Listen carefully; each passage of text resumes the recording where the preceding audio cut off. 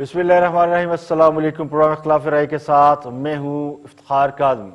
ترقی کی شرح منفی، روپے کی قدر خطے میں سب سے کم، مہنگائی کی شرح سب سے زیادہ، بیروزگاری عروج پر، اور وزیر اعظم نہ صرف مطمئن ہے بلکہ فرماتے ہیں کہ انہیں اپنی کارکردگی پر فخر ہے۔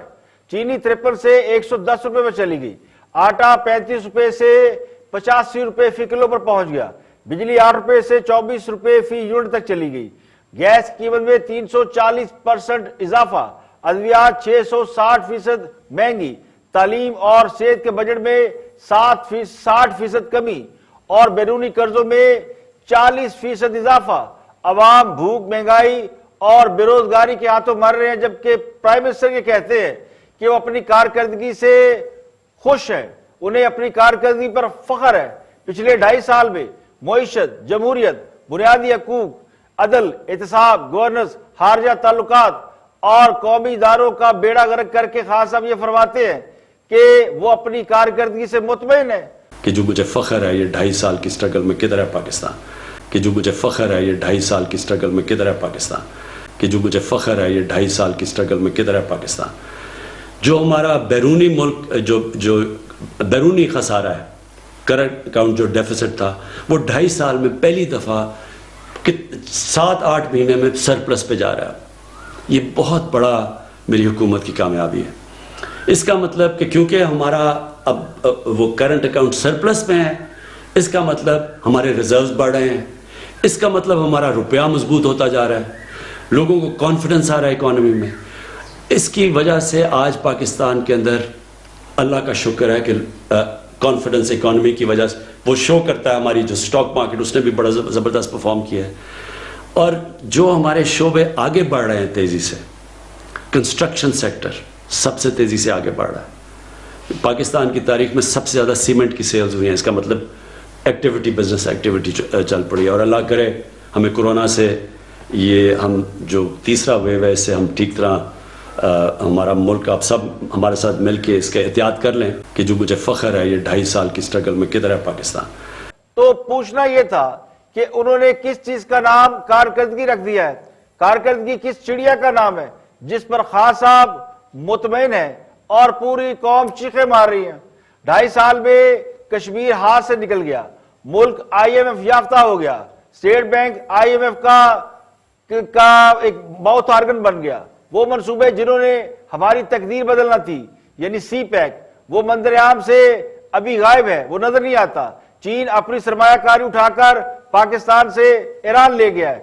صحت کی سہولیات کا عالم یہ ہے کہ جس صوبے میں خان صاحب کی پچھلے 8 سال سے حکومت ہے، خیبر پختونخوا، جہاں صحت کارڈ کو انقلابی منصوبہ قرار دے دیا جاتا ہے، وہاں سب سے بڑے اسپتال لیڈی ریڈنگ کے لیبر روم کے باہر فٹ پاتھ پر عورت بچہ جنم دیتی ہے۔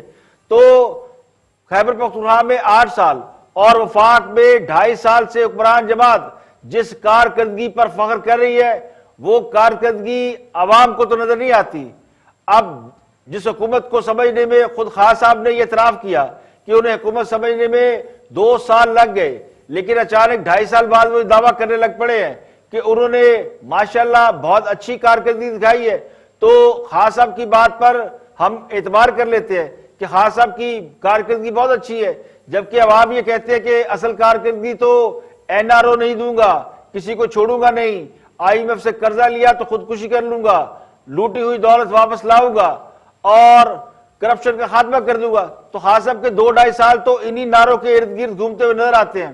اگر تو خان صاحب اس کو کارکردگی سمجھتے ہیں کہ 2.5 سال میں انہوں نے چلتے چلاتے پاکستان کا بیڑا غرق کر دیا، 2.5 سال میں 4 وزیر خزانہ لگا کر معاشی پالیسیوں کا تیا پاچا کر دیا، اور گروتھ ریٹ 5.6% سے گرا کر نیگیٹو پر لے گئے، ڈالر کی قیمت میں 35-40 روپے کا اضافہ کر کے قرضوں اور سود میں اضافہ کیا، 2.5 سال میں 35 سے 40 لاکھ لوگوں کو بے روزگار کیا، اسٹیٹ بینک کی شرح سود بلند رکھ کر کاروباری طبقے کو مایوس کیا، اپوزیشن رہنماؤں پر کرپشن اور چوری کے الزامات لگا کر خود بھی اپنے ارد گرد ایسے لوگوں کو جمع کر لیا جنہوں نے عوام کو پچھلے 2.5 سال میں مختلف مد میں، کسی نے چینی میں، کسی نے گندم میں، کسی نے پیٹرول میں اور کسی نے ادویات کی بات میں عوام کو اربوں روپے کا چونا لگا دیا تو پھر خان صاحب کو مطمئن ہونا تو بنتا ہے۔ انڈوں مرغوں کٹوں سے معیشت چلانے کا اعلان کر کے آج خان صاحب زیتون اور ایووکاڈو سے معیشت ٹھیک کرنے کے خواب دکھا رہے ہیں۔ یعنی 2.5 سال پہلے جب خان صاحب نے اپنے پہلے منصوبے کا اعلان کیا تھا اس پر بھی پچھلے 2.5 سال میں عمل نہیں ہو سکا، تو اس پر بھی وہ یہ کہیں کہ انہیں اپنی کارکردگی پر فخر ہے تو معصوم عوام کا یہ سوال تو بنتا ہے، خان صاحب قوم کو کم از کم کوئی 1-2 کام ہی بتا دیں جن پر آپ فخر کرتے ہیں تاکہ قوم اگلے 2.5 سال پچھلے 2.5 سالوں کے کارناموں کی یاد میں گزار دے۔ تو معذرت کے ساتھ خان صاحب نے پچھلے 2-2.5 سالوں میں سوائے اپوزیشن اور اپنی مخالف سیاسی جماعتوں کے ساتھ مقابلہ کرنے، ان پر زبان لگانے، بیوروکریسی کو ڈرانے اور کاروباری طبقے کو مایوس کرنے کے سوا اور عوامی تاثر کے مطابق انتقام لینے کے سوا کوئی کام نہیں کیا۔ اب پتہ نہیں خان صاحب لوگوں کو 2 کلو چینی کے لیے لائنوں میں لگا دیکھ کر اپنی کارکردگی پر خوش ہو رہے ہیں یا پھر گوشت کی قیمتوں میں اضافے پر۔ بڑا گوشت 400 سے 600 روپے ہو گیا ہے، مرغی 400 روپے پہنچ گئی ہے اور چھوٹا گوشت 1600 روپے کلو ہونے، اس کے علاوہ آٹا اور دالوں کی قیمتوں کو دگنا ہونے پر مطمئن ہے، یا پھر خان صاحب لنگر خانوں پناہ گاہوں کو اپنی کامیابی سمجھ رہے ہیں۔ خان صاحب کے اپنے کاغذوں میں جو ان کا بیان آیا ہے اس کے مطابق تو وہ 2 ڈیم اور 2 شہر بنا رہے ہیں اور ان کے صحت کارڈ نے پورے پاکستان کی صحت کو جو ہے وہ آئیڈیل کر دیا ہے اور پورا پاکستان اس وقت ان کے صحت کارڈ سے فائدہ اٹھا رہا ہے۔ کرونا پر ہم نے اس طرح قابو پا لیا ہے کہ ماسک لگانے کے لیے ہم اپنی فوج سے مدد مانگ رہے ہیں اور خود بھارت کو مدد دینے کی پیشکش کر رہے ہیں۔ ہاں صاحب تو یہ کہتے تھے کہ جب حکمران کرپشن کرتے ہیں تو پھر قوم مقروض ہو جاتی ہے، تو آج کیا وہ یہ جواب دینا پسند کریں گے کہ آج ہر پاکستانی 2 لاکھ روپے کا مقروض کیوں ہے اور حکومت کے قرضے 42,000 ارب تک کیسے پہنچ چکے ہیں؟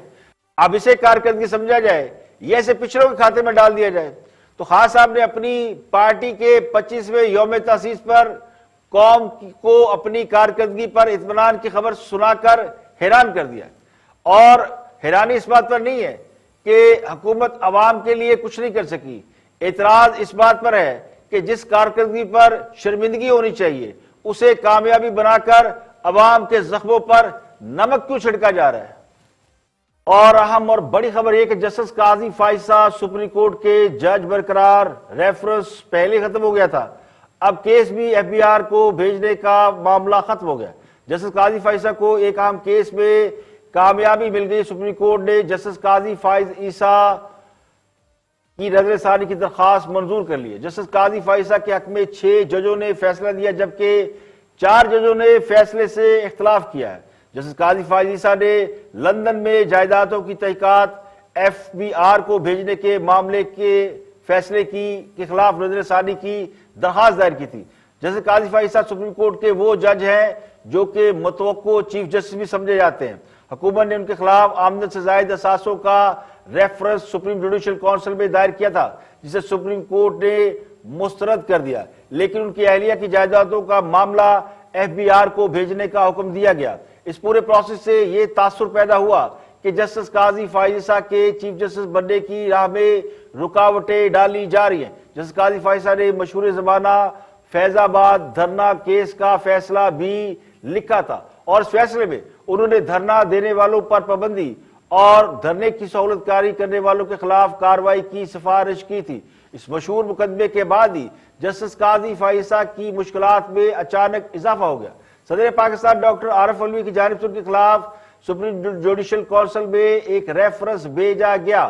جسٹس قاضی فائز عیسیٰ کو سپریم کورٹ نے ان الزامات سے تو بری کر دیا، ریفرنس ختم ہو گیا، لیکن ان کی لندن میں موجود جائیدادوں کی تحقیقات کا معاملہ ایف آئی اے کو بھیجنے کا حکم دیا۔ اس فیصلے کے خلاف جسٹس قاضی فائز عیسیٰ اور ان کی اہلیہ سرینا عیسیٰ نے سپریم کورٹ میں نظر ثانی کی اپیل دائر کی تھی جس میں کہا گیا تھا کہ لندن جائیدادوں کی تحقیقات کا معاملہ ایف بی آر کو بھیجنے کا فیصلہ واپس لیا جائے۔ سرینا عیسیٰ نے لندن میں جائیدادوں کے سورسز عدالت میں ڈکلیئر کر دیے اور اس کیس کی کئی دن تک لگاتار سماعت ہوتی رہی۔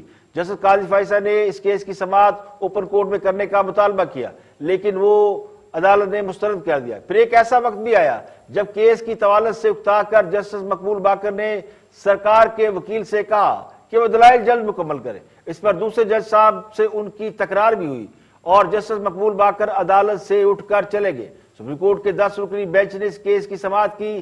جسٹس منظور ملک اور جسٹس مظہر عالم خیل، جنہوں نے کیس کی سماعت کے دوران اس کے خلاف فیصلہ دیا تھا، نظر ثانی کیس میں ان کا فیصلہ تبدیل ہو گیا، جبکہ فیصلے کے خلاف 4 ججوں نے اختلافی نوٹ لکھا، جس میں جسٹس عمر طاہر بندیال، جسٹس سجاد علی شاہ، جسٹس منیب اختر اور جسٹس قاضی امین شامل ہیں۔ 19 جون 2020 کو دیے جانے والا سپریم کورٹ کا 7-3 کا فیصلہ نظر ثانی اپیل میں 6-4 سے جسٹس قاضی فائز عیسیٰ کی اہلیہ سرینا عیسیٰ کے حق میں آیا۔ فیصلے کے مطابق جسٹس قاضی فائزہ کی اہلیہ اور بچوں کے خلاف جوڈیشل کونسل سمیت کسی فورم پر کارروائی نہیں ہو سکتی۔ جسٹس قاضی فائزہ کیس کا فیصلہ آنے پر سوشل میڈیا پر مختلف ریئیکشن دیکھنے میں آ رہا ہے، اور کہنے والے کہتے ہیں کہ جسٹس قاضی فائزہ کے خلاف ریفرنس کی ناکامی پر ریفرنس بھیجنے والوں کو اپنے عہدے چھوڑ دینے چاہیے۔ فیصلے کی مخالفت میں یہ کہا جا رہا ہے کہ اگر سپریم کورٹ جسٹس قاضی فائزہ کی اپیل منظور کر لیتی تو ججوں کے خلاف احتساب کی روایت پڑ سکتی تھی۔ تو جتنے منہ اتنی باتیں، مگر ایک بات ہے کہ جسٹس قاضی فائز عیسیٰ اچھی شہرت کے حامل جج ہیں۔ انہوں نے اپنے خلاف الزامات کا ملک کی سب سے بڑی عدالت میں نہ صرف سامنا کیا بلکہ جرأت اور ہمت کے ساتھ حالات کا مقابلہ بھی کیا۔ ان کی کامیابی یقینی طور پر ان کے حامیوں کے لیے خوشی اور ان کے مخالفین کے لیے صدمے کا باعث بنے گی۔ یہ مقدمہ عدالتی تاریخ میں ایک نمایاں مقام، نمایاں حیثیت حاصل کر چکا ہے۔ اس سے پہلے جب کیس کی سماعت ہوئی تو عدالت نے کیس کا فیصلہ کچھ دیر کے لیے محفوظ کیا۔ جسٹس عمر طاہر بندیال کے سربراہی میں سپریم کورٹ کے 10 رکنی بینچ نے جسٹس قاضی فائزہ نظر ثانی کیس کی سماعت کی تو وفاقی حکومت کے وکیل ایڈیشنل اٹارنی جنرل عامر رحمان نے دلائل دیتے ہوئے کہا کہ عدالت کیس FBI کو نہ بھجواتی تو وفاقی حکومت نظر ثانی اپیل پھر بھی دائر کرتی۔ حکومت کیس FBI کو بھجوانے کا دفاع کرنے میں حق بجانب ہے۔ جسٹس قاضی فائزہ نے اس پر اعتراض اٹھایا اور یہ کہا کہ عامر رحمان میرے ٹیکس یا فائنینشیل ایڈوائزر نہیں، حکومتی وکیل سے ایسا سوال نہیں پوچھنا چاہیے تھا۔ جان بوجھ کر نیا مواد عدالتی کارروائی کا حصہ بنایا جا رہا ہے۔ کیا جسٹس عمر طاہر بندیال شکایت کنندہ ہے؟ عمر طاہر بندیال، آپ شکایت کنندہ ہیں؟ ایسے سوالات سے آپ کوڈ آف کنڈکٹ اور اپنے خلف کی خلاف ورزی کر رہے۔ تو جسٹس عمر طاہر بندیال حکومتی وکیل کے منہ میں الفاظ ڈال رہے، شاید پھر سے کوشش ہو رہی ہے کہ وقت ضائع کیا جائے۔ جسٹس قاضی فائزہ نے کہا کہ FBI کی رپورٹ نظر ثانی درخواستوں کے بعد آئی ہے، تو عامر رحمان نے کہا کہ جسٹس فائز عیسیٰ FBI کارروائی کو بدنیتی قرار دے کر نظر ثانی کی بنیاد بنا رہے ہیں۔ وفاق کے وکیل عامر رحمان اور جسٹس فائزہ نے جواب الجواب مکمل کر لیا اور سینئر سر نے بھی جواب الجواب تحریری طور پر جمع کرایا، جس کے بعد کیس کی سماعت مکمل ہوئی اور سپریم کورٹ نے اس کیس کا مختصر فیصلہ سناتے ہوئے جسٹس قاضی فائزہ کی نظر ثانی درخواست منظور کرنے کا اعلان کیا۔ عدالت نے جسٹس قاضی فائزہ کیس میں نظر ثانی درخواستیں 4-6 کی اکثریت سے منظور کی، جس کے نتیجے میں سپریم کورٹ کے حکم کے تناظر میں ہونے والی FBI کی کارروائی، تحقیقات اور رپورٹ کا لدم ہو گئی۔ سپریم کورٹ کے 10 رکنی بینچ میں سے 6 ججز نے سرینا عیسیٰ کی نظر ثانی درخواست قبول کر لی اور 4 نے مسترد کی، جبکہ جسٹس فائز کی نظر ثانی درخواست 5 ججز نے منظور کی اور 5 نے اسے مسترد کیا۔ ججز نے سرینا عیسیٰ کی نظر ثانی درخواست منظور کرنے کا فیصلہ سنایا۔ 4 ججز جسٹس عمر طاہر بندیال، جسٹس سجاد علی شاہ، جسٹس منیب اختر اور جسٹس قاضی امین نے فیصلے سے اختلاف کیا۔ جسٹس یحییٰ خان افریدی نے جسٹس فائز کی درخواست منظور نہیں کی، البتہ سرینا عیسیٰ کی درخواست انہوں نے منظور کر لی۔ یہاں پہ ایک بریک اور بریک کے بعد واپس آئیں گے اور بھی ہم موضوعات آپ کے ساتھ شیئر کریں گے، ہمارے ساتھ رہیے گا۔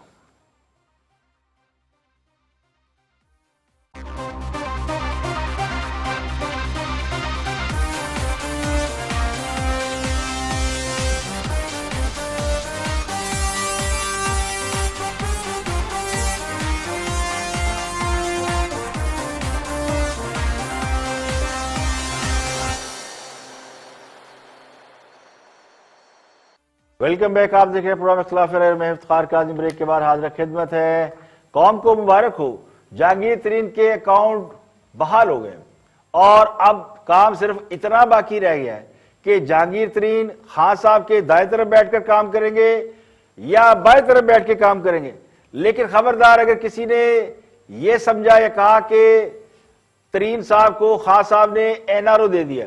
این آر او کی اصطلاح صرف مخالف سیاسی جماعتوں اور ان کے رہنماؤں کے لیے ہی استعمال ہوگی.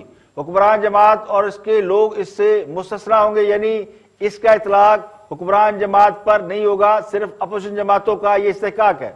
اب کسی کو یہ بھی کہنے کی ضرورت نہیں کہ ہوتا ہے شب و روز تماشا میرے آگے. تو جہانگیر ترین کے مقدمات کے حوالے سے یہ بھی طے پا گیا ہے کہ ان کے خلاف مقدمات غلط فہمی کی بنیاد پر درج ہوئے تھے. اور یہ غلط فہمی یہ نہیں کہ جہانگیر ترین صاحب نے منی لانڈرنگ کیا یا کچھ اور کیا. غلط فہمی یہ تھی کہ جہانگیر ترین خان صاحب کی حکومت کا کچھ نہیں بگاڑ سکتے. اب خان صاحب یہ سمجھتے ہیں کہ وہ تحریک انصاف کے بلا شرکت غیر مالک ہیں. اب پرائم منسٹر ہیں، پارٹی ہیڈ ہیں، تو ساری پارٹی ان کی ہے. لیکن جہانگیر ترین نے پایا تخت کچھ اس انداز سے ہلا دیا ہے کہ جو تخت پہ بیٹھے تھے وہ ہل کر رہ گئے ہیں کہ کہیں تخت سے دھڑن تختہ نہ ہو جائے. تو جہانگیر ترین کے ساتھیوں نے، جسے ہم خیال گروپ کہا جاتا ہے، انہوں نے حکومت کو جہانگیر ترین سے معاملات طے کرنے کے لیے 3 مئی کا الٹیمیٹم دے رکھا تھا. لیکن لگتا یوں ہے کہ اس سے بہت پہلے ہی تمام معاملات طے پا رہے ہیں. اور خان صاحب کے ساتھ ملاقات سے پہلے جہانگیر ترین کی انصاف واشنگ پاؤڈر سے ذرا صفائی ستھرائی کی جا رہی ہے. تو بہت سے لوگ یہ کہتے ہیں کہ ایک آدھ ملاقات ہو چکی ہے، یعنی خان صاحب اور جہانگیر ترین میں ایک آدھ خفیہ ملاقات ہو چکی ہے. اس کے بعد ہی یہ طے پایا کہ معاملات کو نارملائز کیا جائے. تو جہانگیر ترین کو فیس سیونگ دینے کا ایک بیانیہ تیار کیا جا رہا ہے. اور اس کی وجہ یہ ہے کہ معاملہ جلد سے جلد نپٹانے کی کوشش اس لیے کی جا رہی ہے کہ بجٹ سر پہ آ گیا ہے اور یہ کام بجٹ پیش کرنے سے پہلے کیا جائے گا تاکہ حکومت وفاق اور صوبے کے بجٹ ذرا اطمینان سے پیش کر سکے. اس کے لیے اب جو اعلانیہ طور پہ ہو رہا ہے اس کے لیے جہانگیر ترین کی وزیر اعظم سے ایک اور ملاقات بھی طے پا چکی ہے، جس کے بعد جہانگیر ترین کی پارٹی میں واپسی ہو جائے گی. بلکہ بہت سے لوگ یہ کہہ رہے ہیں کہ انہیں بہت سے اہم ٹاسک بھی سونپے جا سکتے ہیں. تو لب لباب اس کہانی کا یہ ہے کہ جہانگیر ترین کا جو معاملہ تھا، جس میں خان صاحب نے بڑے دعوے کیے تھے کہ چینی میں ملوث افراد کو وہ کیفر کردار تک پہنچائیں گے اور نہیں چھوڑیں گے اور نہیں چھوڑوں گا، یہ خان صاحب جو اکثر کہتے رہتے ہیں، وہ سب خان صاحب کا اب وہ بالکل ٹائم فش ہو گیا. جہانگیر ترین نے پاور شو کر کے نہ صرف اپنی طاقت کا سیاسی مظاہرہ کیا ہے، بلکہ اس طاقت کا مظاہرہ کر کے انہوں نے خان صاحب کا یہ وہم بھی نکال دیا ہے کہ وہ اکیلے پارٹی کے سٹیک ہولڈر ہیں. تو جہانگیر ترین اتنے ہی بڑے سٹیک ہولڈر بن کر سامنے آئے. جہانگیر ترین نے انہیں یہ باور کرا دیا ہے کہ تحریک انصاف کا مطلب صرف عمران خان نہیں ہے، یعنی تحریک انصاف صرف خان صاحب کا نام نہیں ہے، یا خان صاحب اس پارٹی کے اکیلے مالک نہیں، بلکہ جہانگیر ترین بھی اس میں سے شیئر ہولڈر ہیں اور وہ اپنا حصہ وصول کرنا جانتے ہیں. تو اب جہانگیر ترین صاحب بہت سے لوگوں کے ساتھ اپنا حصہ وصول کرنے کی کوشش کرتے نظر آئے. اور ہم خیال گروپ نے خان صاحب کو یہ بھی ایک دفعہ بتا دیا ہے کہ جن پر تکیہ ہوتا ہے وہ پتے کبھی بھی آباد دے سکتے ہیں. خان صاحب نے الیکٹیبل کو ساتھ لے کر حکومت بنائی تھی اور خان صاحب کو کسی نے سمجھایا تھا کہ جب تک الیکٹیبل کو آپ ساتھ نہیں ملائیں گے آپ حکومت نہیں بنا سکتے. تو خان صاحب نے آؤ دیکھا نہ تاؤ، نہ مول کیا نہ بھاؤ، سارے الیکٹیبل اپنی باسکٹ میں ڈالے. اور اب جن الیکٹیبل کے سر پہ وہ بیٹھے ہیں ان پر بیٹھ کر اگر وہ ایمانداری کا ڈھنڈورا پیٹیں گے تو ظاہر ہے پھر وہ الیکٹیبل وہ ان کا اپنا ایک بیک گراؤنڈ ہے، وہ ہمیشہ ان حکومتوں کے ساتھ چلتے ہیں جو ان کے مفادات کا خیال رکھ سکیں. تو جس کام کے لیے وہ خان صاحب کو لائے تھے وہ انہوں نے بتا دیا کہ خان صاحب اب آپ نے وہی کام کرنا ہے اور دوبارہ اپنی طاقت دکھانے کی غلطی نہیں کرنا. اور مسلم لیگ نون کی رہنما مریم نواز نے ایک دھماکہ خیز انٹرویو دیا جس میں انہوں نے کہا کہ وہ چاہتی ہیں حکومت 5 سال پورے کرے تاکہ ان کے پاس کوئی جواب نہ رہے، ان کے پاس شہید بننے کا کوئی راستہ نہ رہے. تو مریم نواز کا پہلے بیان سن لیتے ہیں کہ انہوں نے کیا دیا، پھر اس کے بعد اس پر بات کرتے ہیں. واچ مریم نواز. اب فیصلہ کرنا پڑے گا. میں اس بات سے بالکل اگری کرتی ہوں کہ سب سے زیادہ اگر نقصان اس نالائکی اور نااہلی کا اور اس نااہل ترین حکومت کا کسی نے اٹھایا ہے تو وہ عوام ہے. کیونکہ روز مطلب قیامت خیز ایک مہنگائی اور لا قانونیت اور کوڑے کے ڈھیر، لاہور سمیت پورے شہر جو ہیں وہ کوڑے کے ڈھیر بن چکے ہیں. ہر چیز ان کی، پاکستان کا چپا چپا ان کی نااہلی اور نالائکی کا ثبوت ہے. بلکہ آپ یہ دیکھیں کہ جس دہشت گردی کو اتنی قربانیوں کے بعد، اتنے بڑے رد الفساد اور ضرب عضب لڑنے کے بعد ہم نے حاصل کیا تھا، اس حکومت کی نالائکی کی اور نااہلی کی نظر ہو گیا وہ امن و امان کی صورتحال بھی. تو حکومت تو کہیں نظر نہیں آتی. اب کرونا پہ آپ آ جائیں، حکومت کہیں نظر نہیں آتی آپ کو. لوگ مر رہے ہیں لیکن حکومت کہیں نظر نہیں آ رہی. تو اب یہ فیصلہ عوام کو کرنا پڑے گا کہ اس چیز کو، اس قسم کی مسلط شدہ حکومتوں کو، سلیکٹڈ حکومتوں کو، جن کو راتوں رات ووٹ چوری کر کے، آر ٹی ایس بٹھا کے، جماعتوں کو توڑ کے، اس طرح سے اگر ان کو لایا جائے گا تو ملک کا پھر یہی حال ہوگا. ہم آپ کی بات سے مطلب لے سکتے ہیں کہ الیکشن 2023 میں ہوں گے؟ میں نہیں کہہ سکتی. میں اس لیے نہیں کہہ سکتی. میں یہ سمجھتی ہوں کہ یہ حکومت شاید حالات اس قسم کے ہیں کہ اس حکومت کا ایک ایک دن نکالنا مجھے مشکل نظر آتا ہے. 2021 میں ہے پوری امید کے نہیں اب نہیں ہے انشاءاللہ تعالی جتنی جلدی عوام کی جان اس نالائکی اور نااہلی سے چھوٹ جائے اتنا بہتر ہے. Muslim League Noon personally I think, میں تو یہ چاہتی ہوں کہ یہ 5 سال اپنے پورے کریں، کیونکہ ایک دفعہ عوام کو ان کے پاس شہید بننے کا کوئی راستہ نہ ہو. یہ عوام کو یہ کہنے کے قابل بھی نہ رہیں کہ جی ہم تو یہ کرنا چاہتے تھے، ہم تو یہ کرنا چاہتے تھے. آج 3 سال ہو گئے ان کی حکومت کو. میں نے آج تک ان کی منہ سے کبھی یہ نہیں سنا کہ ہم یہ کر چکے ہیں. آج تک ہم وہ الیکشن والی سپیچز سن رہے ہیں کہ ہم یہ کریں گے، ہم یہ کریں گے، ہم یہ کریں گے. کیا کچھ نہیں ہے. جس نے ابھی تک 3 سال میں کچھ نہیں کیا وہ اگلے 2 سال میں بھی کچھ نہ کرنے کی صلاحیت. تو مریم نواز کے اس بیان کے بعد بہت سے ہلکے حیران بھی ہیں اور یہ سوال بھی کریں کہ اگر اپوزیشن یہ چاہتی ہے کہ خان صاحب اپنے 5 سال پورے کریں تو پھر یہ لانگ مارچ، یہ جلسے جلوس، یہ دھرنے، یہ سب کیا ہے؟ پیپل پارٹی والے بھی اس پر یہ سوال پوچھ رہے ہیں کہ کیا اسی کے لیے مریم نواز نے لانگ مارچ والے معاملے کو استعفوں والے معاملے کے ساتھ جوڑا تھا؟ یعنی People Party P D M سے نکلی اس لیے تھی کہ نون لیگ نے یہ مطالبہ کیا تھا کہ لانگ مارچ سے پہلے تمام جماعتیں پارلیمنٹ سے ریزائن کر دیں. تو اب پیپل پارٹی اس معاملے کو اپنے حق میں استعمال کر رہی ہے. پی ڈی ایم نے جب حکومت کے خلاف تحریک شروع کی تھی تو جو پہلا نعرہ لگایا تھا وہ تھا آر یا پار، اور عوام کو جلسے جلوسوں میں خبردار کیا گیا تھا کہ حکومت کا دھڑن تختہ ہونے والا ہے. لیکن اب جو ان کا بیان سامنے آیا ہے وہ آر یا پار والے بیانیے کی نفی کر رہا ہے اور بہت سے لوگوں کو کنفیوز کر رہا ہے، جس پر کہنے والے یہ کہتے ہیں کہ نون لیگ بھی خان صاحب کی حکومت گرانے والے بیانیے سے بیک آؤٹ کر گئی ہے، کہیں کوئی ڈیل ہو گئی ہے اور یہ سارا کھیل مراد اور لیف حاصل کرنے کے لیے تھا، حمزہ اور شہباز شریف کی رہائی کے لیے تھا. اس بیان کے پیچھے تو بہت سی کہانیاں بھی نظر آ رہی ہیں اور مجھے یہ لگتا ہے کہ کہیں نہ کہیں اپوزیشن کو نئے الیکشن کا یقین دلا دیا گیا ہے. اس لیے اپوزیشن اب حکومت گرانے کا الزام اپنے سر پر لینے کی بجائے یہ کہہ رہی ہے کہ خان صاحب 5 سال پورے کریں، کیونکہ انہیں معلوم ہے کہ خان صاحب نے 5 سال تو پورے کرنے نہیں. اور یہ میری اسی تھیوری کا حصہ ہے جس پر میں نے کہا تھا کہ انتخابات کا سگنل دے دیا گیا ہے اور انتخابات کی وجہ سے پی ڈی ایم میں شامل جماعتیں اب اپنی پرانی پوزیشن پر واپس جا رہی ہیں. آپ نے دیکھا پیپل پارٹی اور اے این پی اب واپس الائنس میں اور پرانی پوزیشن میں چلی گئی. اب الیکشن ہوگا تو پی ڈی ایم میں جو شامل جماعتیں تھیں اب وہ مد مقابل ہوں گی، یعنی People Party versus P M L N ہوگی. جب پی ڈی ایم میں وہ کٹھی نہیں ہے تو اتحاد ویسے ختم ہو گیا.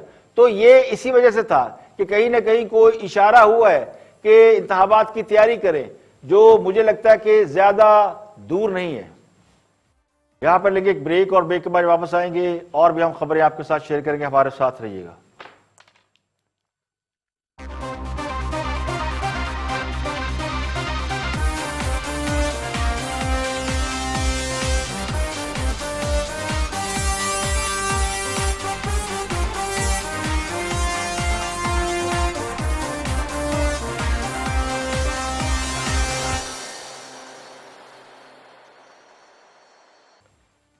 Welcome back. آپ دیکھ رہے ہیں پروگرام اختلاف رائے میں افتخار کاظمی. بریک کے بعد حاضر خدمت ہے اور حکومت کی کارکردگی کا دفاع بھی بہت سے لوگ کر رہے ہیں. خاور گمن دیکھتے ہیں کہ وہ کیا فرماتے ہیں. وہاں پہ جرنلسٹ ہیں ان کی گفتگو سنتے ہیں. Watch this. آن گراؤنڈ حالات کیا ہیں. دیکھیں ایک جنرلائز سٹیٹمنٹ دے دینا کہ جی کچھ بھی نہیں ہو رہا. آپ اس وقت کراچی چیمبر آف کامرس, آپ فیصل آباد کے چیمبر آف کامرس, لاہور سے, میرے سیالکوٹ سے, گجرانوالہ سے, وہاں پہ جو بزنس کمیونٹی ہے, جو چھوٹا میڈیم اور سمال انٹرپرائزز, جو چھوٹی صنعتیں جن جو بزنس مین ہیں, ان سے پوچھ لیں کیا ان کے کاروبار چل رہے ہیں. کیا لوگوں سے پوچھ لیں کہ گنے کی قیمت لوگوں کو ٹائم پہ مل رہی ہے کہ نہیں, جو کہ سال ہر سال ملا نہیں کرتی تھی. کیا جو ایکسپورٹ پرائس ہے وہ مل رہی ہے یا نہیں مل رہی. آپ کی جو لارج اسکیل مینوفیکچرنگ جو ہے وہ اس میں کوئی اضافہ ہوا ہے کہ نہیں. کرنٹ اکاؤنٹ ڈیفیسٹ ہو, ٹریڈ ڈیفیسٹ ہو, میرے خیال میں کافی آپ کے اشاریے مثبت ہیں. اگین ایک حکومت کے پاس ابھی 2.5 سال موجود ہیں, میدان کے اندر وہ ہیں, وہ کہہ رہے ہیں کہ میں ایک درست سمت میں جا رہا ہوں. ابھی بات ہوئی یہ جو پروجیکٹس کی, ایک جگہ کے اوپر, پروجیکٹ کے اوپر آپ ضرور آرگومنٹ کر سکتے ہیں, لیکن ایک آپ کو پتا آپ کے ملک کے اندر 10 ملین 1 کروڑ سے زیادہ ہاؤسنگ یونٹس کی شارٹیج ہے. اس کو آپ نے کہیں نہ کہیں پہ تو بنانا ہے. ہاں ایک ڈیفرنٹ, لاہور میں اربن نہیں ہے تو کسی اور جگہ پہ راوی فرنٹ آپ کھول لیں, یا کسی اور جگہ پہ آپ نے ورٹیکل جو ہے شہر تو بسانے ہیں. آپ کے ملک کی پاپولیشن جس انداز سے بڑھ رہی ہے ان کو آپ نے کہیں نہ کہیں تو رکھنا ہے نا. باقی اگر کنسٹرکشن ہوتی ہے, ایک گھر 5 مرلے 10 مرلے یا 1 کنال یا 2 کنال یا ایک پلازا بنتا ہے, وہاں پہ کام کرنے والے خاور گمر سلمان غنی صاحب نہیں دن کو کر رہے ہوتے ہیں, جو اپنے کندھوں کے اوپر جو سیمنٹ اور سریا اٹھا کے لے کے جا رہے. غریب لوگ کام کر رہے تو ان کو وہاں سے دہاڑی ملتی ہے. وہاں پہ جو کاروبار کرتے ہیں, جو لوگ رہتے ہیں کسی جگہ کے اوپر, تو میرے خیال میں ایک ہم سبجیکٹو اس میں چلے جاتے ہیں. اگین ایک 2.5 سال ہیں ان کے پاس, باقی عوام کے پاس وہ جائیں گے 2023 میں تو وہ بتائیں گے کہ کیا یہ Imran Khan 1 term prime minister یا تحریک انصاف 1 ٹرم ہی گورنمنٹ رہے گی. وہاں پہ جو ہے خیبر پختونخوا میں تو انہوں نے ریکارڈ توڑ دیا تھا عمران خان نے. دیکھیں کسی بھی حکومت کے کامیاب یا ناکام ہونے کا پتہ اس کے عوام کے معیار زندگی اور رہن سہن سے چلتا ہے. جس ملک کے عوام خوشحال ہوں, ان کی آمدنی اور اخراجات برابر ہوں, یا کم از کم اتنے ہوں کہ وہ اس میں سے کچھ سیونگ کر سکیں, کچھ بچا بھی سکیں, تو ایسی حکومتیں کامیاب کہلاتی ہیں. اگر تو خان صاحب کی 2.5 سالہ کارکردگی اس معیار پر پورا اترتی ہے تو وہ کامیاب ہے, ورنہ حقیقت سب کے سامنے ہے. اب میرا گمان یہ کہ خان صاحب کا فوکس جن کاموں پر ہے وہ عارضی کام ہے اور چھوٹے کام ہے, ڈنگ ٹپاؤ کام ہے. ان کاموں کا مقصد صرف سستی شہرت حاصل کرنا ہوتا ہے, جیسے احساس کارڈ, کسان کفالت کارڈ, یا اس سے پہلے کچھ لوگ راشن کارڈ بانٹا کرتے تھے. تو اس سے عوام کے مسائل مستقل طور پر حل نہیں ہوتے, وقتی طور پر ہو جاتے ہیں. آج دنیا بدل چکی ہے اور لوگوں کی ضروریات بھی تبدیل ہو چکی ہیں. لوگوں کے پاس اپنی حالت کا تقابلی جائزہ لینے کے لیے انٹرنیٹ اور وسائل موجود ہیں.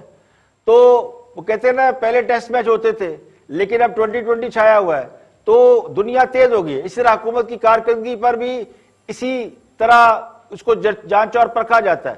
تو حکومت میں آنے کا مطلب بالکل یہ نہیں ہوتا کہ کسی کو لائسنس ٹو کل مل گیا ہے.